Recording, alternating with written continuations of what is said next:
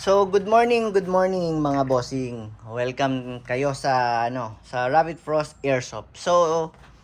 Um hindi ko alam kung coincidence lang nangyari kasi nga itong unit na to is kakapost ko lang kahapon actually. Nag-unboxing ako nito sa Facebook. Kasi hindi na ako doon pwedeng mag-ship ng hindi na ako pwedeng mag-video doon ng for shipping. So itong video na to mapapanood mo lang bossing sa YouTube. Kasi ang gagawin ko na lang sa sa Facebook is puro unboxing na lang kasi nga na-suspend yung dati kong account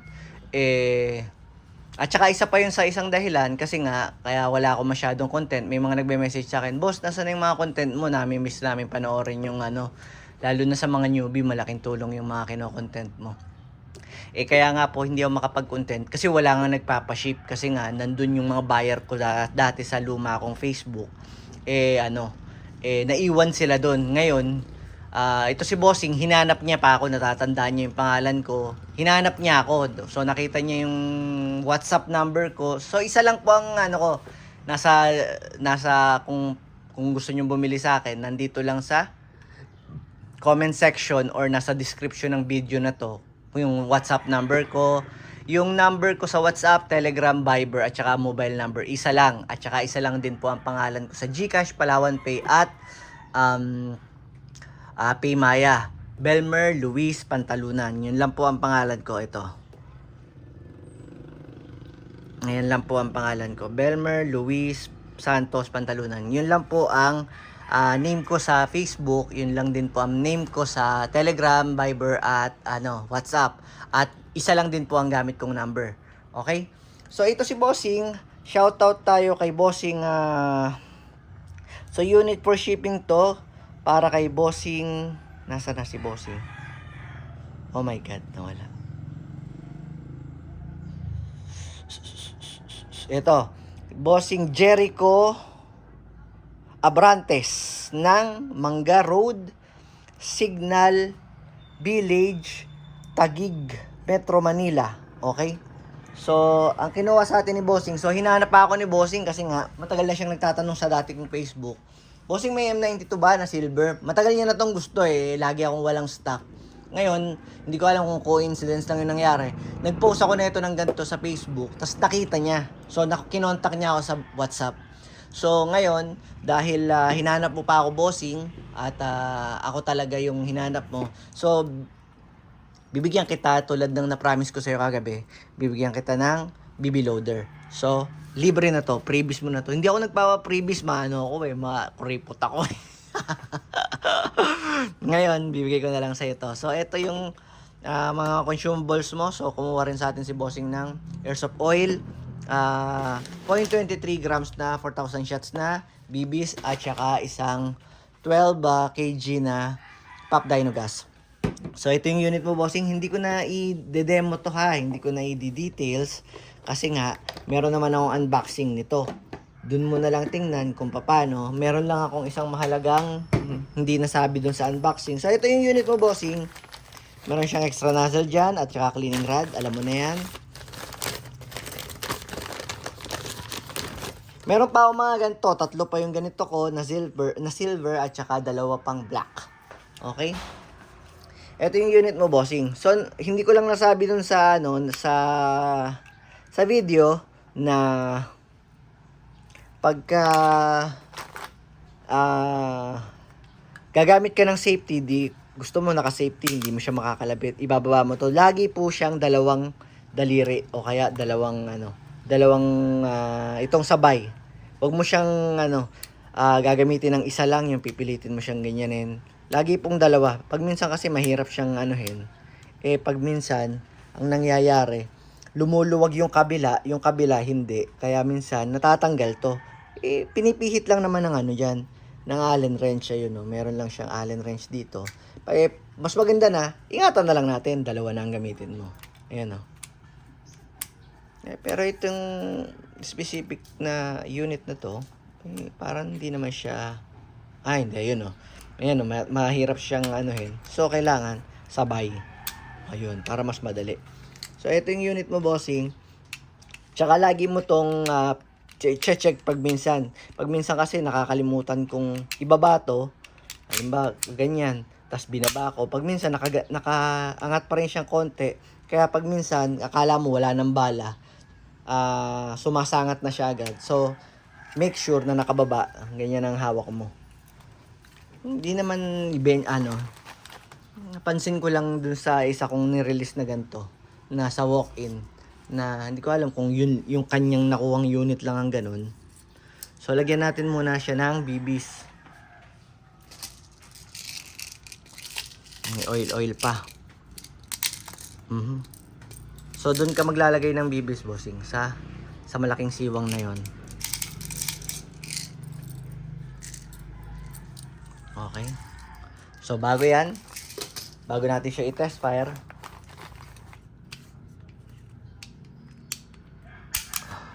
anuhin muna natin siya.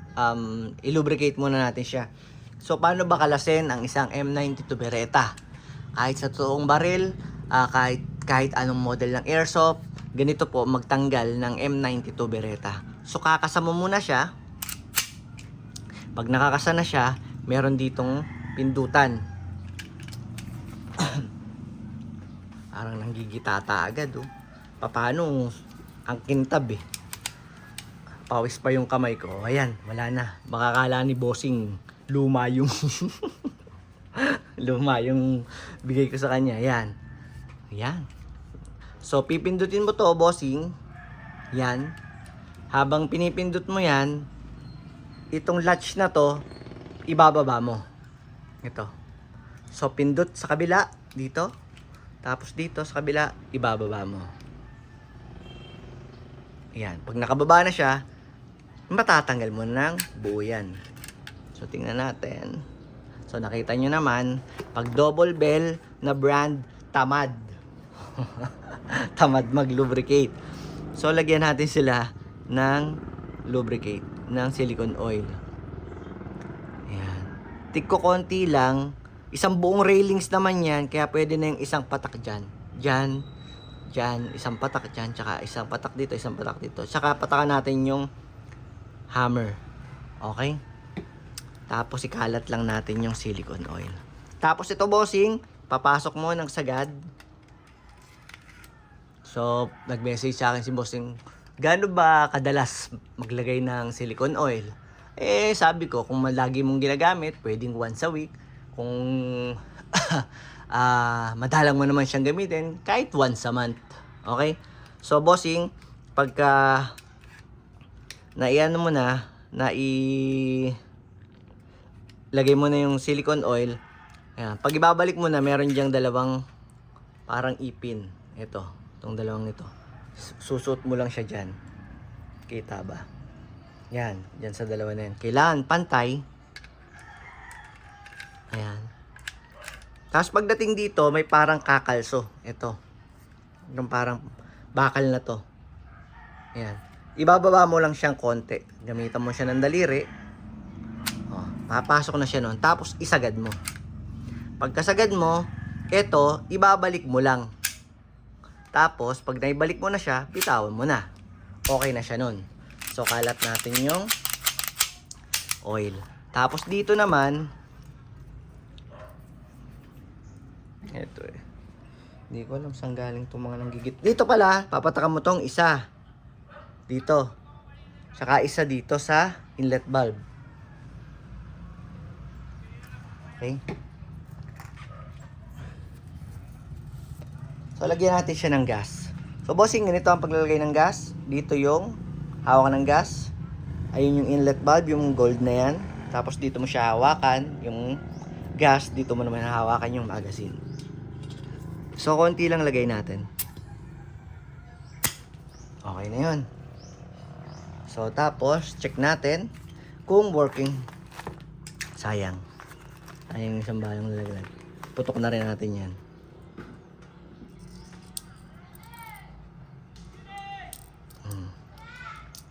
Tapos huwag mo itong bibitawan, ha, pagka nagkakarga ka, kasi nababasag po ito. Okay? So, test natin yung unit mo, bossing. Dinadahan-dahan ko yung hawak ko dun sa ano eh. Kasi para maselan. Parang ano. Parang feeling ko lagi magagasgasan siya kasi nga ang kintab niya. Hard chrome siya. Although hard chrome naman siya, basta ano eh. Basta makintab, ganun. Parang pang maselan tong baril na to. So, try natin siyang iputok, okay? Para makita mo yung motion ng unit mo. Eh, bakit? Ah, okay. Okay.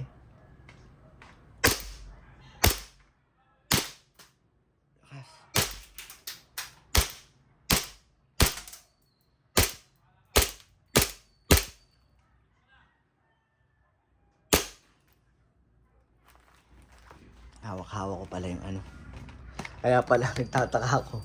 Bakit hindi siya naubusan ng bala? Ay, hindi siya naglalak. Ang ginagawa ko, yung kamay ko pala, ganito. Sabi ko pala nang tumatalsik na bala. Bakit hindi pa siya? Di ba dapat, ito aangat to pag wala ng bala. Ayan, ganyan ang mangyayari. Kaya pala, hindi siya umaangat, hindi siya naglalak. Nandito pala yung daliri ko. Kaya ang nangyayari, putok lang yan ang putok. Parang gago. Sabi ko ba, sira ata. Kaya medyo tumahimik ako eh. Yung pala, yung hinlalaki ko, nandito. So alam mo na, bossing. Huwag mo doon lalagay yung hinlalaki mo ha. Kaya pala dire-diretso lang siya pagputok. So pag wala na siyang bibis, mag-slide lock siya tapos ibababa mo lang to. Okay, tapos i-rest natin yung hammer by pressing the trigger. Thank you, bossing Jericho. Ship ko na to after ng payment mo. Okay? Maraming salamat.